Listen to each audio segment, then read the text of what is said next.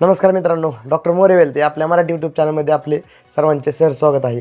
तर मित्रांनो, एक आजच्या व्हिडिओमध्ये एक सगळ्यात महत्त्वाचा विषय आपण एक आपल्या महाराष्ट्रातील गावाकडल्या म्युच्युअल फंडबद्दल एक साक्षरता आणि शहराकडील म्युच्युअल फंडबद्दल साक्षरता म्हणजे एक आर्थिक साक्षरता ह्या दोन्हीमधील एक त्याची तुलना करणार आहोत.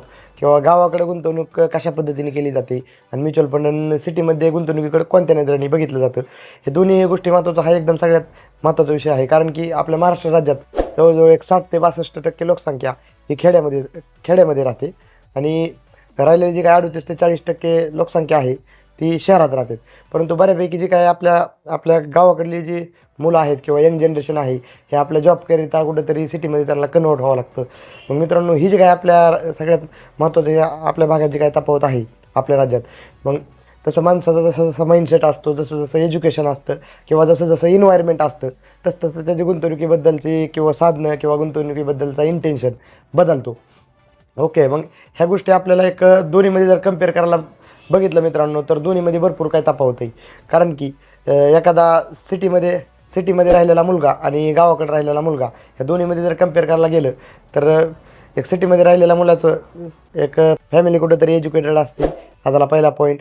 कुठेतरी एक सपोर्टिव्ह फॅमिली असती, हा झाला दुसरा पॉईंट. आणि एक सिटीमध्ये असल्यामुळं मिडल क्लास असल्यामुळं बाकी थोडं एक एज्युकेशनल जे काही त्यांना सर्व्हिसेस असतात, किती चांगल्या पद्धतीचा सिटीतल्या मुलाला प्रोव्हाइड होतात, त्याच्यामुळं शहरातल्या मुलाचं शिक्षण एकदम चांगलं होतं. मग हेच जर आपण खेड्याकडे बघितलं, तर खेड्याकडे कुठेतरी म्हणजे फायनान्शियल अवेअरनेसचा तर विषय वेगळाच, परंतु फॅमिली सपोर्टिव्ह नसते. कारण की फॅमिलीमध्ये त्या गोष्टी माहीत नसतात अवेअरनेस. आणि खेड्यातील एक म्हणजे मॅक्झिमम जे काही कॉर्पस असतो खेड्यातल्या म्हणजे शेतकऱ्याचा, तो पूर्णपणे शेतीवर डिपेंड असतो आणि शेतीतलं जे काही इन्कम असतो ते अनएक्सपेक्टेड असल्यामुळं इन्कम एकदम त्या तुलनेत कमी असतो. मग इन्कम कमी असल्यामुळं शेतकरी घराण्यातला मुलगा पूर्णपणे चांगल्या पद्धतीचं शिक्षण घेऊ शकत नाही आणि शिक्षण नसल्यामुळं कुठेतरी गावाकडे जिल्हा परिषद किंवा एकदम लोकल शाळेमध्ये त्याला जावं लागतो. हा कुठेतरी म्हणजे एक नॉर्मल म्हणजे सिटीतल्या तुलनेत खेड्यातल्याला एवढे रिसोर्सेस भेटत नाहीत. मग ह्या कुठेतरी डिफरन्स पडतो. म्हणजे सगळ्यात पहिला डिफरन्स असतो तो शिक्षणात असतो. नंतरचा दुसरा असतो ती त्या त्या ठिकाणचं कल्चर असतं मित्रांनो. मग सिटीमध्ये मोठमोठे बिझनेस सेट असतात, इंडस्ट्रियल एरिया सेट असतात, ॲक्च्युअल सर्व्हिसेस देणाऱ्या किंवा बँकिंग, फायनान्शियल ह्या वेगवेगळ्या इंडस्ट्री सिटीमध्ये सेट असतात. परंतु खेड्यातले जे काही लोक आहेत किंवा खेड्यातला एखादा मुलगा आहे, की त्याला ह्या पूर्णपणे गोष्टी म्हणजे अवेअर नसतोय ती, बाबा हे इंडस्ट्रियल काय किंवा ॲक्च्युअल फायनान्स काय, जे काय म्हणजे एज्युकेशनल ज्या काही गोष्टी असतात, ते कुठेतरी खेड्यातला जो मुलगा आहे तो सिटीपासून लांब राहतो. म्हणून ह्याचाच कुठेतरी आपल्याला फरक बघायला भेटतो, की एखाद्या राज्याचा किंवा एखाद्या देशाचा सुधारणा कधी होती, की ज्यावेळेस शहरीकरण त्या देशाचं किंवा त्या पर्टिक्युलर राज्याचं शहरीकरण जास्त होतं. कारण की सिटी म्हणजे पूर्ण एज्युकेशन आलं, हेल्थ केअर आलं, सगळ्या गोष्टी सिटीमध्ये चांगल्या होतात. मग आपल्या महाराष्ट्रात तसं जास्त प्रमाणात म्हणजे खेड्याचं प्रमाण आपल्या महाराष्ट्रात जास्त असल्यामुळं त्या गोष्टी दोन्हीमध्ये भरपूर काय तफावत होती. ॲक्च्युअल मी सुद्धा एक रूरल एरियामधूनच बिलॉंग करतो. पण म्हणून मला ह्या गोष्टी दोन्ही कंपेअर करू शकतो. मित्रांनो, माझं एकच सांगणं आहे, की नॉर्मली एक गुंतवणूक हा विषय पूर्णपणे आज आपण बघतो, की यूट्यूब, इंस्टाग्राम असे एक सोशल मीडियाचे भरपूर काही चॅनल आहेत. ह्या सोशल मीडियाच्या माध्यमातून आपल्याला खेड्यातल्यांना सुद्धा एक डिजिटली सगळ्या गोष्टीचं ॲक्सेस भेटतं आहे. बिकॉज ऑफ आपलं ज्या काही प्रत्येकाकडे मोबाईल आहे. त्यामुळं तुम्ही सिटीच्या तुलनेत एक खेड्यातले जे काही यंग जनरेशन आहे, त्यांनी ही मागं न राहता पूर्णपणे फायनान्स किंवा एज्युकेशन किंवा ह्या सगळ्या गोष्टी फायनान्स समजणं मित्रांनो गरजेचं आहे. कारण की खेड्यातली जर मुलं जर पाठीमागे राहिली, तर आपल्या कुठेतरी एक इकॉनॉमिकली डेव्हलपमेंट आपली बऱ्यापैकी त्याचा आपल्याला म्हणजे इन्स्टेबिलिटी येऊ शकते.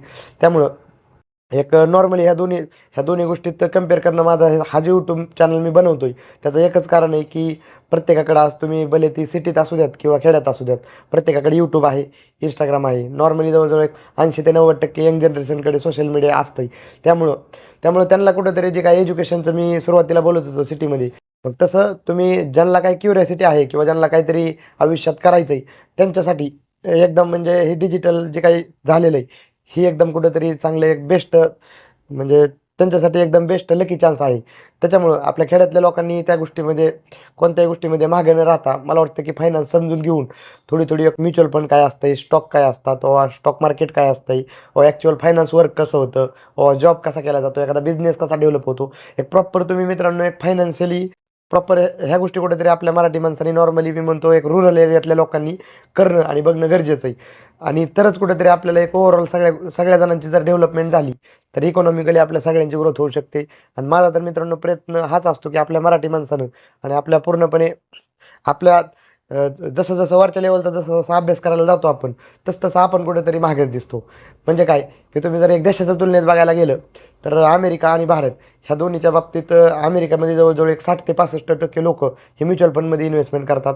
आणि तर भारतात आपल्या जवळजवळ एक फक्त लय झालं 3 ते 4% लोक आहेत की ते म्युच्युअल फंडमध्ये इन्व्हेस्टमेंट करतात. मग मित्रांनो, ॲक्च्युअली देशादेशाचा जर विचार केला तर एवढी तफावत आहे. आणि त्याच्यात जर आपण राज्य घेतोय पर्टिक्युलर आपलं महाराष्ट्र राज्य, आणि त्या महाराष्ट्र राज्यात जर ही जर एक लोकेशन वाईज किंवा त्यांच्या म्हणजे महाराष्ट्र राज्यात जर ही म्हणजे गावाकडं किंवा सिटी ह्या जर दोन्हीचा जर कम्पेअर केला तर बघा म्हणजे आपण गावाकडली लोक किती मागे आहेत.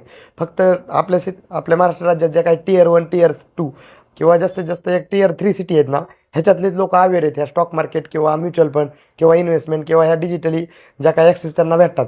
मग ही जी काय बाकीची जी काय जवळजवळ 50 ते 60% लोक कुठेतरी मागे राहतात. हा नाही राहिला पाहिजे, बिकॉज ऑफ आपलं पूर्ण डिजिटल युग झालेलं आहे. प्रत्येकाकडे मोबाईल आहे. फक्त कसं आहे, अगोदर तरी त्या गोष्टीचं रिसोर्सेस नव्हतं खेड्यातल्या लोकांना. आता तसं नाही मित्रांनो, आता प्रत्येकाकडे मोबाईल असल्यामुळं आपल्याला पूर्णपणे गोष्टी म्हणजे एज्युकेशन हा जो सुरुवातीला एज्युकेशन ही जी तफावत होती ना, ती तफावत तर आता मला असं वाटतं की कुठेतरी कमी होत आलेली आहे. कारण की पूर्णपणे डिजिटलीमुळे सगळ्या गोष्टी ट्रान्सपरंट प्रत्येकाला मिळतात. फक्त एकाच गोष्टीची कमी की आपल्या मराठी माणसाला महत्त्वाचं म्हणजे आपल्या खेड्यातल्या माणसाला एखादी गोष्ट काहीतरी धडपड करणं किंवा काहीतरी बिझनेस करणं किंवा काहीतरी एक मोटिवेटेड राहणं आणि क्युरियासिटीची कमी आहे फक्त, असं मला वाटतं. मग ती प्रत्येक जणाची प्रत्येकाने क्युरियासिटी आपल्या स्वतःमधील क्युरियासिटी जागवली पाहिजे. आणि त्या क्युरियासिटीच्या ह्याच्यावर पूर्णपणे आपण स्वतःचे एक सेल्फ डेव्हलपमेंट केले पाहिजे. स्वतः सेल्फ स्टडी केला पाहिजे. स्वतःच्या आयुष्यातले जे काही फ्युचरकडे बघून स्वतःच्या आयुष्यातली डिसिजनही घेतले पाहिजेत. इव्हन मी एक म्युच्युअल फंड डिस्ट्रीब्युटर आहे म्हणून पूर्णपणे मी म्युच्युअल फंडचं समर्थन करत नाही. परंतु माझं असं मित्रांनो म्हणणं आहे की पूर्णपणे हा जो आपला क्राऊड आहे आपल्या महाराष्ट्रात, ह्याच्यामधून कुठेतरी एक लय झालं पेनिट्रेशन जे आहे म्युच्युअल फंडचं, ह्या म्युच्युअल फंडचं पेनिट्रेशन एकदम कमी आहे. का कमी आहे की बिकॉज ऑफ आपलं फायनान्शियल अवेअर नाहीत आपल्या इकडे लोक, म्हणून हे म्युच्युअल फंडचं पेनिट्रेशन एकदम वाढवलं तर कुठेतरी एक एज्युकेशनल आपण झालो ह्याचे पूर्णपणे त्याची आपल्याला पोचपावती मिळेल. त्यामुळं एक एज्युकेशनली आणि आपण फायनान्शियली मित्रांनो एकदम स्ट्रॉंग होणं गरजेचं आहे. मला असं वाटतं की जे काय फायनान्शियली कंटेंट मी बनवतो तुमच्यासाठी, ह्या कंटेंटचा प्रत्येकाने आपला फायदा घेत चाला आणि प्रत्येकाने ह्या कंटेंटमधून काही ना काही शिकायचं. एक self development, self improvement, self awareness ह्या 2-3 गोष्टीवर लक्ष ठेवून जे काय तुमच्या आयुष्यातले जे काही मेजर डिसिजन आहेत फायनान्शियली तुमच्या करिअरी, म्हणजे जे काय तुम्ही करिअर करतात किंवा सपोज जॉब करतात किंवा बिझनेस करतात, ह्या गोष्टीचे जे काही मेजर डिसिजन आहेत ते पूर्णपणे तुम्ही स्टडी करून अजून ॲक्युरेटली आणि एकदम म्हणजे विदाऊट हॅव्हिंग एनी असं स्ट्रेसफुली डिसिजन मित्रांनो तुम्ही घेऊ शकतात. फक्त एज्युकेशनची गरज आहे. ती एज्युकेशनचं जे काही फुलफिलमेंट आहेत ते आम्ही तर तुम्हाला देण्याचा प्रोव्हाइड करतोय. परंतु तुमच्यामध्ये ती क्युरियोसिटी पाहिजे की तुम्ही त्या गोष्टी लर्निंग आणि ॲडॉप्टेशन तुमच्याकडे असणं गरजेचं आहे. नाहीतर व्हिडिओ तर आपले सपोज एक 100 लोकांनी व्हिडिओ बघितला तर नॉर्मली एक 2 ते 3च लोक असतात की ती पूर्णपणे कुठेतरी क्युरियसली बघतात आणि त्या क्युरियसली ॲडॉप्ट करण्याचा प्रयत्न करतात. मग जवळजवळ 90 ते 95% लोक एक नॉर्मली जस्ट एक टाईमपास म्हणून बघितला जातो. म्हणजे आलं लक्षात. मग त्यामुळं मला असं वाटतं की ही जी क्युरियोसिटी ना आपल्या प्रत्येक मराठी माणसात एक शिक्षणाबद्दल किंवा फायनान्सबद्दल क्युरियोसिटी वाढली पाहिजे. आणि प्रत्येक मराठी माणसाने कुठेतरी मोटिवेटेड राहून प्रत्येक स्वतःचे एक सेल्फ डेव्हलपमेंटवर लक्ष दिलं पाहिजे. चालेल मित्रांनो, जर काही व्हिडिओ आवडला तर व्हिडिओ लाईक करा, आपल्या मित्रांनाही शेअर करा. म्हणजे जे काही व्हिडिओ मी बनवतोय तो त्यांनाही कुठेतरी चांगल्या पद्धतीचं समजून मिळेल. थँक्यू.